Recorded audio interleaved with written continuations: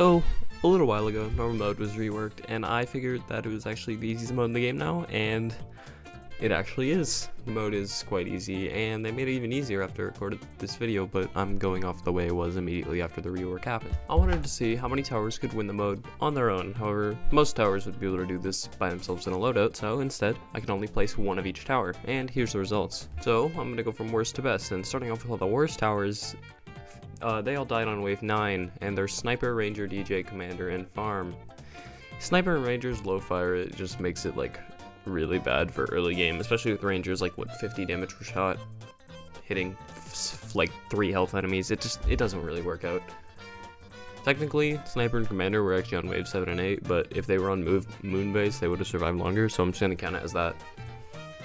I guess I should also mention that I'm conducting all these tests on Honey Valley unless the towers would benefit otherwise. DJ and Commander, or DJ and Farm, sorry, you know, they don't do damage, so, you know, doesn't really work out for them. The next worst tower is Pursuit on wave 11. Not only did I take a ton of damage placing it down, it also doesn't have hidden detection, so it just died with the first wave of them coming out because it doesn't have any health to tank them.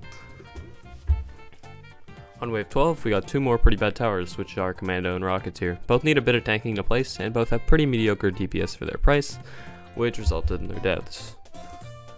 Rocketeer also falls into a similar trap as Ranger with its low fire rate, but the splash damage helps a little. As for Commando, it just kinda sucks. Moving on, we have Medic on wave 14, and Scout, and Trapper, and War. Yeah, there's a couple of them here. Medic, in general, just has pretty terrible DPS, and while its healing did contribute a little bit, I mean, look how low my health is here. If I didn't get healed, I would have died. The Maxis level is way too expensive before I microed it, and that is the level where it does the most damage, because that's how towers work. Scout does really poor damage, and I recorded this before the buff, and I'm too lazy to do it again, but it's got similar DPS to Soldier, I believe, so it probably would get around there. Warden's low range with its single target damage, and it's also quite expensive, so it just doesn't really work out. And Trapper's a little interesting because Trapper was a new tower at the point, so I didn't really know how to use it. Like Handa did, and I used Spike, and it's the only viable trap here because the other ones get cooked by a 4 health zombie, so the only way to have like lasting spikes is with the Spike, and I brought it to the back of Moon Base because I figured more time to build up traps would be better, and it did end up being that way. However, wave 14 is the Necromancer, and yeah, so that didn't work out. Honestly, the traps held up better against that than I thought they would. On wave 15, we've got Freezer and Hunter, which are both pretty simple cases. They do no damage. Armoreds were just way too strong for them. On wave 16, there's Military Base and Paintballer. Military Base's cycles just take way too long to come around, and Paintballer is just bad, so it died to a random Necromancer. Wave 17, there's a decent chunk of guys, all of which died to the hidden boss. Yeah, surprisingly, there's no tower that made it to the slow boss that also died to it, which is interesting, I guess.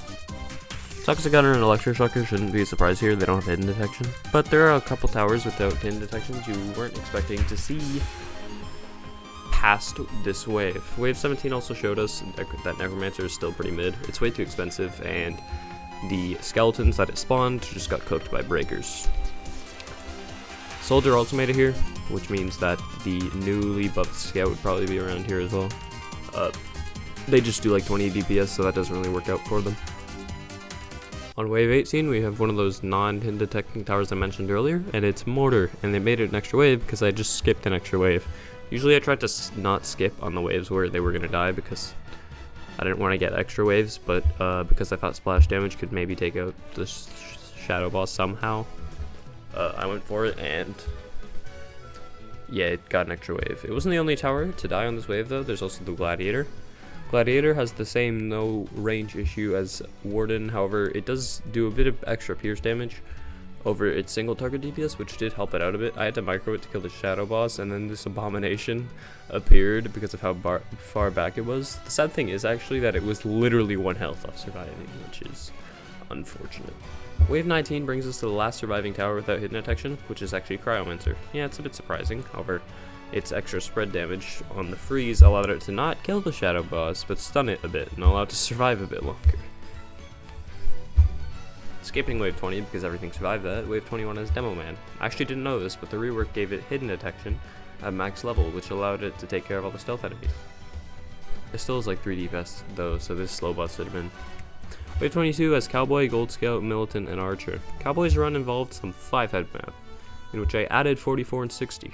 I know guys, very smart, 104. It's some tough math. And then, in an extra stroke of genius, I realized that this is less than 111, so I could survive, and I let this stuff leak. Then I died to a random Necromancer, but like we don't have to talk about that. Militant and Gold Scout are pretty similar towers. Gold Scout just doing less damage and having less range, however, they both died at like the same time, so it doesn't really change anything. Archer has pretty bad single target DPS, and it died to these lightning guys, although it probably would have died to the slow boss if it didn't die to those. 5 more towers died on Wave 23, all of which died to this triple shadow boss other than Jester because Jester's bad at single target damage. These other 4 were Pyromancer, Gold Cowboy, Gold Soldier, and Ace Pilot. And since no one died on Wave 24, we've reached the last wave. Put a guess down here in the comments if you think we'll win or something, I don't know. Here's the options. We got Crook Boss, Gold Crook Boss, Shotgunner, Gold Pyro, Turret, Excel, Elf Camp Engineer, Executioner, Gold Minigunner, and Normal Minigunner. First I'm going to knock out all the crowd control towers, so no, Executioner, Pyromancer, and Shotgunner didn't win, and none of them were that close. They just aren't really meant to be dealing 20k damage to one enemy, although to be fair, I don't think any single tower by themselves is meant to do that. Next are some other towers that just don't have the DPS, being Elf Camp Minigunner and the Crook Bosses. Minigunner and Crook Boss did alright, and Elf Camp did a bit better, and then Gold Crook Boss did the best of the 4, which took out half of its health, which would have been 2/3 in the new update, but you know, it's whatever. It honestly could win with better RNG, because I think they took out some of the spawns that the thing had, so maybe you can win with Gold Crook Boss now, I don't know, I don't feel like trying it. Moving into the big 3 towers, these 3 are the main DPS towers in the game, Gold Mini, Excel, and Engineer. The worst performing of the 3 is the one with the least DPS, so it makes sense. It's Gold Minigunner. He actually did worse than normal Mini, but that was just RNG. It got more stuns and spawns, but it did like pretty good. Accelerator was the next worst of the 3, and no, it didn't win, and this is because of targeting. Because of the thing where Excel just locks onto an enemy and keeps shooting at it, it just couldn't win, and I had to micro it, and I was broke, because this thing cost like 70k, so I did wait as long as possible before rebuying it to kill the shadow boss, but I don't think it was enough, and level 4 Excel was definitely not winning, and it didn't win. Wait, hold on. I'm not gonna lie, I'm reading the script right now for the video, you know, and I just remember that I completely forgot to mention Turret, so, my bad. Turret was actually really good for this. It's got really big range and good DPS, and it's cheap enough so that I could afford it by the last wave, and it was really close, and the Gravedigger only had 2.5k health remaining, which means after the mode's extra nerf that it can actually solo it now, which is cool, I think. I don't know, I haven't actually tried it. Anyways guys, we can go back to your regularly scheduled video. So we got Engineer, the final tower, the only one who would be able to win out of all the towers in the game, although this has changed, I think. It is the tower that would have to succeed where its comrades failed.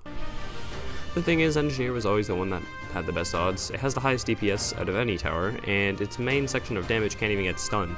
And in general, it just has a huge range. So, in theory, it should have an easy job winning.